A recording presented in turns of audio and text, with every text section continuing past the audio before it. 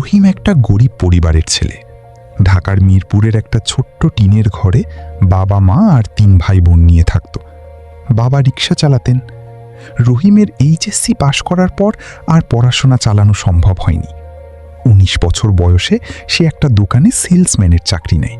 মাসে 8,000 টাকা বেতন। কিন্তু রহিমের স্বপ্ন ছিল অনেক বড়। সে বুঝতে পেরেছিল শুধু চাকরি করে জীবন বদলানো যাবে না। তাই সে একটা স্কিল বেছে নেয়, ভিডিও এডিটিং। প্রথম বছর ছিল সবচেয়ে কঠিন। দিনে দোকানে কাজ করে রাতে মোবাইলের ছোট্ট স্ক্রিনে ফ্রি টিউটোরিয়াল দেখত। প্রথম কয়েক মাস কোনো কাজ পায়নি, অনেক রাত কান্না করে কাটিয়েছে। কিন্তু সে হাল ছাড়েনি। প্রতিদিন 4-5 ঘন্টা প্র্যাকটিস করত। দ্বিতীয় বছরে সে ফ্রিল্যান্সারদের গ্রুপে জয়েন করে ছোট ছোট প্রজেক্ট নিতে শুরু করে। মাসে 15-20 হাজার টাকা আয় শুরু হয়।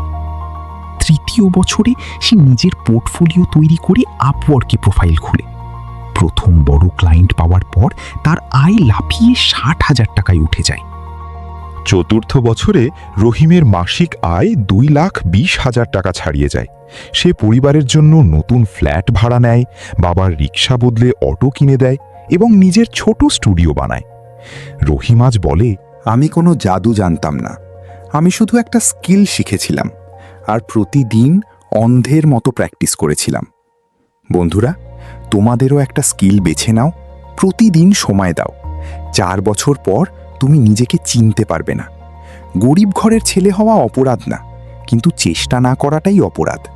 তোমার সময় এখনো শেষ হয়নি, আজ থেকেই শুরু করো।